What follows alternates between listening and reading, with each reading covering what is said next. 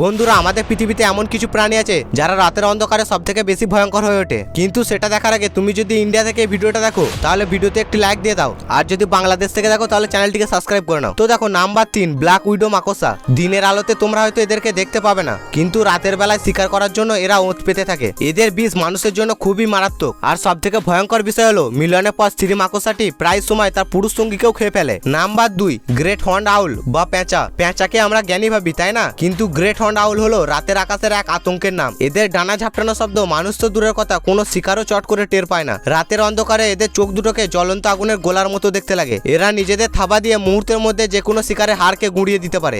Number 1, hyena. দিনের বেলায় এই প্রাণীগুলো সিংহের ভয়ে লুকিয়ে থাকে, কিন্তু রাতের অন্ধকারে এরা খুবই বিপজ্জনক হয়ে ওঠে। তখন এরা সিংহের মতো প্রাণীকে অনায়াসে শেষ করে দিতে পারে, কারণ এদের চোয়াল খুবই শক্ত হয়, যার ফলস্বরূপ যে কোনো প্রাণীর হাড্ডিকে সহজে এরা চিবিয়ে ফেলতে পারে। যাই হোক বন্ধুগণ, তোমরা যদি এরকম রহস্যময় ভিডিও প্রতিদিন দেখতে চাও তাহলে আমাদের চ্যানেলটিকে সাবস্ক্রাইব করে নাও, আর কমেন্ট করে বলো কোন প্রাণীটাকে তোমার সবথেকে বেশি ভয়ঙ্কর বলে মনে হয়েছে।